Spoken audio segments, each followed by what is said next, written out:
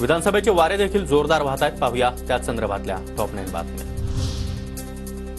वर्ध्यामध्ये तिसऱ्या महाशक्ती आघाडीचा उमेदवार जाहीर. बच्चू कडू यांच्याकडून आर्वी मतदारसंघातून जयकुमार बेलखेडे यांच्या नावाची घोषणा. नंदुरबारमध्ये भाजपला मोठा झटका. भाजपचे प्रदेश उपाध्यक्ष राजेंद्र गावित यांचा भाजपला रामराम. राजेंद्र गावित शहादा तळोदा मतदारसंघातून निवडणुकीसाठी इच्छुक.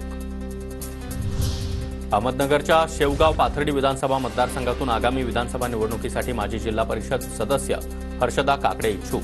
शेगावमधील बोधेगाव इथं संकल्प विजयाचा मेळावा घेत शक्ती प्रदर्शन. जळगावमधील मुक्ताईनगर मतदारसंघामध्ये रोहिणी खडसे यांची बॅनरबाजी. शरद पवारांचं नेतृत्व हेच खरं पालकत्व अशा आशयाचे बॅनर मतदारसंघात झळकले.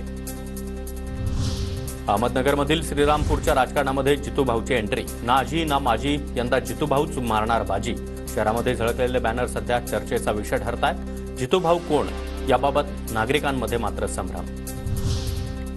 देगलूर बिलोलीसाठी काँग्रेसमधून गोविंद हानवटे इच्छुक. गोविंद हानवटे यांचा इच्छुक उमेदवार म्हणून काँग्रेसकडे अर्ज.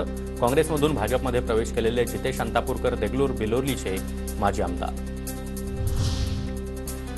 पक्षानं सांगितल्यास विधानसभा आणि लोकसभा देखील लढवेन. नेतृत्व जे निर्णय घेईल तो मान्य. माजी खासदार प्रताप पाटील चिखलीकर यांचं वक्तव्य.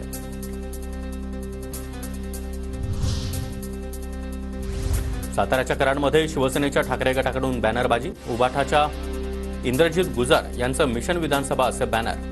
पृथ्वीराज चव्हाण कराड दक्षिणचे काँग्रेसचे विद्यमान आमदार. चंद्रपूर जिल्ह्यातील कोरपनाचे तहसीलदार प्रकाश वटकर निलंबित. काढोली खुर्द इथं अवैध सरपंच निवडी भोवली.